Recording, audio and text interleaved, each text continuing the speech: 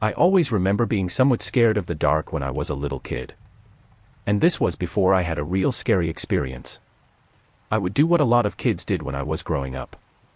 I would see shadows and other things in the dark. And I would involuntarily start imagining what those shapes and patterns were. Then, due to my likely really overactive imagination, I'd put scary stories to those shapes and patterns. In the beginning, doing these things had the effect on me that it would have on any young kid. It filled my head with ideas that would terrify the hell out of me. My parents were not the type to let the kids come into their room when we were scared. They expected us to be able to try and get over it on our own. They felt that doing so would make us stronger adults, and I guess I could see their point. But when we were younger, that was hardly any solace when you were scared of something that you believe might be in your room. What I did was try to make a nice story out of the shapes and shadows that I saw in my room. Although this was hard at first, it eventually became a lot easier. Whenever I felt even a little bit scared, I tried to create a friendlier story. After a while, I would eventually just fall asleep without even realizing it. I will admit that even now, well into older age, I still get scared of the dark sometimes. At the age this story took place, however, I was much more scared of thunderstorms than I was of the dark. There was a night when I was 12 years old that I had a scary experience that was both in dark and during a thunderstorm. It was on a Friday night, which I remember, because I was the only kid who was home that night. My other siblings had gone off to do sleepovers, which they were only allowed to do so on Friday nights. I knew that it was going to be a stormy night because the clouds on the way home from school were looking pretty dark and scary. And I knew that it was going to be quite the doozy of a storm that was coming on its way. By the time that I had dinner with my parents, the storm had hit. It was going to be unfortunate, though, because at the time, my parents were doing a part-time job every Friday and Sunday night. There were housing subdivisions opening up in the area and doing house showings. So every Friday, my parents would go out at night and put up signs that would guide people to the subdivisions all over the county. They normally left right after we would have dinner and not get back until after midnight. I was concerned for them being out in the storm, but also that I would have to be by myself the whole time. But I also knew that with my siblings at their friends' houses, that I would be home during the storm all by myself. I stayed up for a while watching TV.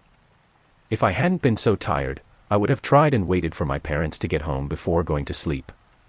But watching television, I found myself drifting off a few times. So I realized that I should get up and try to go to sleep. I originally fell asleep pretty easily, but I woke up when a loud crack of thunder basically shook my house. I opened up on my eyes and jumped up in my bed just a little bit. It took me a moment to get my wits about me. It was also unusually dark. Much darker than it normally would have been otherwise, and a quick look over to my alarm clock showed that the power was out. And from the looks of how dark it was outside, my guess was that it was out for the entire neighborhood. I kept looking outside, watching the moving branches of the tree that was not far from my window. And I suspected the wind must have been really blowing hard because of how the shadows of the branches were moving pretty quickly and apparently at my window. It wasn't too long after I began staring that there was a tremendously bright flash of lightning. It lit up the entire outside as well as my bedroom. And although, like lightning is known to do, it only lasted a split second, it seemed like it lasted a lot longer. This was because what I thought were tree branches in the dark hitting against my window was something else entirely. In that moment, I noticed a person standing outside of my bedroom window. He was doing something, but the brightness of the flash lit up my room as well. So with this, we both looked at each other for what seemed like a forever moment, both shocked to see the other one. I think for the first and only time in my entire life, I actually screamed.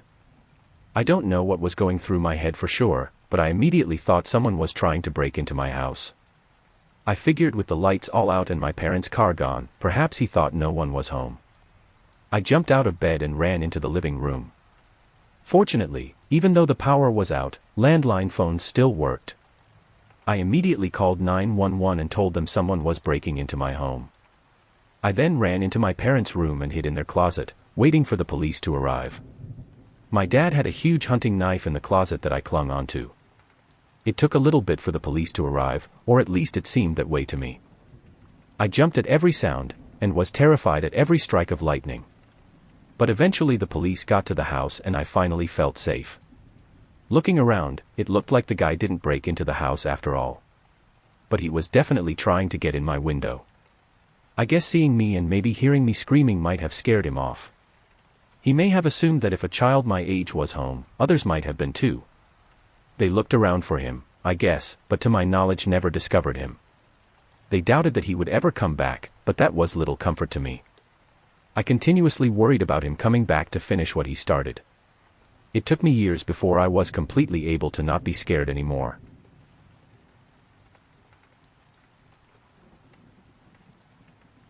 When it storms outside, I actually feel very comfortable. I know some people, and a lot of dogs, get very apprehensive. Not me. A storm comes on and I can nap or even sleep like a baby. I don't know why it's always been really comfortable for me.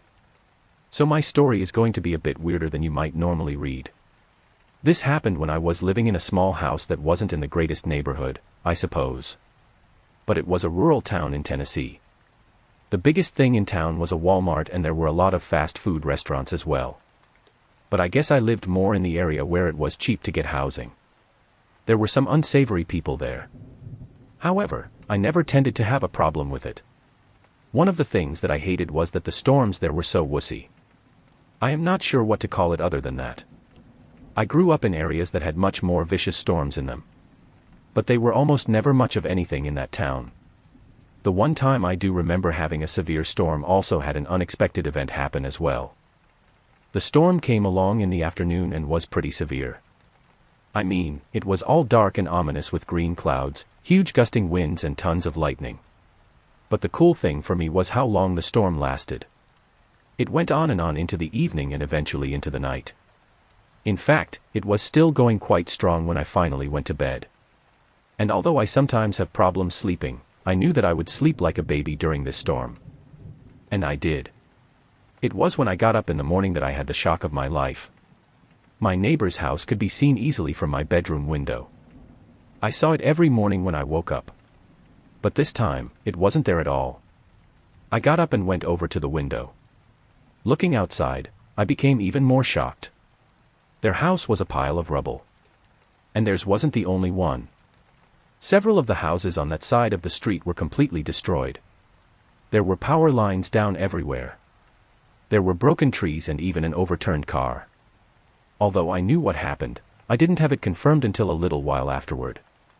A tornado had struck our neighborhood during the night. This wasn't my first experience with a tornado. I knew how loud and scary they were. But somehow, I had slept through the entire experience. Now, my house had not really been damaged. I lost some shingles and one basement window was broken. I wasn't sure if it had been from pressure or debris. But I did have a tree in my front yard broken in half. Yet somehow, I had slept through the entire experience. It was frightening because I began thinking about what might have happened if the tornado had hit my house. I obviously slept through the alarms. It was conceivable that my house could have fallen on me and killed me in my sleep. And I wouldn't have been the wiser. I could have gone to sleep during the storm, feeling nice, and never woke up. Before you think I am feeling sorry for myself, though, please know that no one was killed nor seriously injured in the storm. Fortunately, they had heard the alarms and gotten to shelter.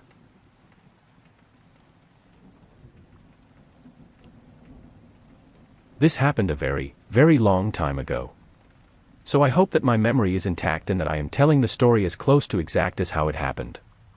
Although born and raised in the Midwest, I went to live on the West Coast after I graduated high school. I was one of those people who thought he would hit it big time in Hollywood. There were just as many of us back then as there are nowadays. I was able to get a decent job and a good enough car that I could travel back home at least once a year to visit my family. Trust me, there was no way that I was going to get any of them to drive out to California to see me. If you've gone for a long drive, you know what it is like. It can take a long time to get where you are going. And back then we didn't have internet to check the weather for an entire trip, so it was not always easy to know what to expect for the whole ride. I often ran into thunderstorms or snowstorms or lots of other kind of weather. I was in my early 20s when I was making this trip. I had gotten through the bulk of my trip and I was approaching the last part of it. This night would be the last night that I would have to drive and I would arrive at my parents' the next evening. Well, sometime in the afternoon, I must have hit a really huge storm system. I saw the storms off in the sky long before I met them. And when I met them, they lasted for a really long time. There was thunder, lightning, winds, and even hail at certain parts of the trip. I feel somewhat fortunate that I did not come across any tornadoes. But the weather was really extreme and it stayed that way for a very long time. I stopped in a town in order to fill up my gas tank. While I was there, I noticed this guy hanging around the station. He looked like he might have been a few years younger than I was. He was dressed in a dark green jacket and was carrying a backpack.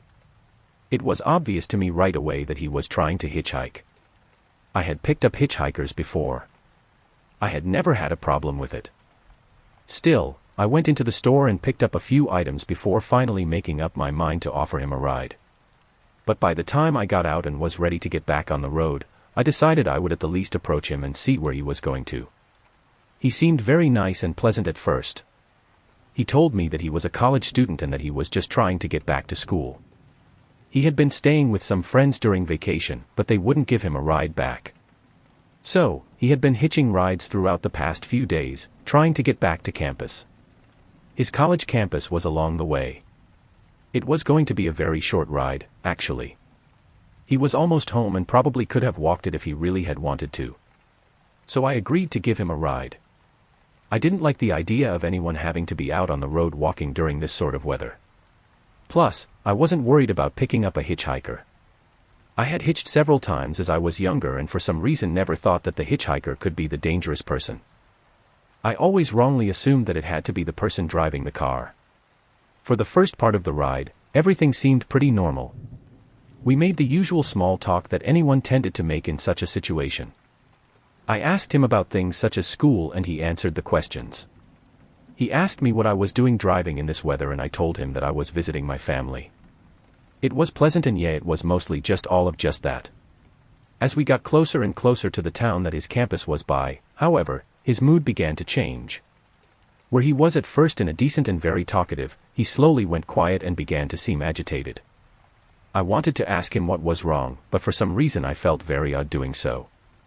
So I didn't ask him, but kept talking myself. I also kept an eye on him to see if anything was wrong. I really started to get nervous and began wondering if I had made a mistake picking this guy up. But he didn't seem angry and didn't seem annoyed that I kept talking when he slowly went quiet. It seemed actually more like that he was scared of something. When I first suspected that it might be fear, I then wanted to try and figure out what could be scaring him. But again, I felt weird bringing that up to him. So I just kept that to myself and was only talking about things that I didn't think would upset him. When we got into town, it was still storming very hard outside. I asked him if he wanted me to take him onto the campus and to his dormitory. But he shook his head and sort of muttered to me that he didn't live in a dorm. He said he would give me off-campus directions to his house and he told me to make a few turns after that. However, other than giving me instructions, he still didn't say anything else. And in fact, he just seemed more agitated. He told me to turn on the street where the house he stayed at was. I pulled up in front of the house and he asked me to honk the horn once to let his roommates know that he was at home. He didn't have a key to the house, he explained. Although I found his request odd, I did it. The front porch light went on. Then I saw the door open and a few men come out of the front door. They began walking to the car. Out of nowhere, he told me to drive off. I looked at him strangely and his agitation had gone to a full-blown panic. He began hitting his leg with his fist and urging me to drive off and to drive off as quickly as possible. I didn't know what was going on, but he truly seemed scared. So I put the car in gear and took off down the street.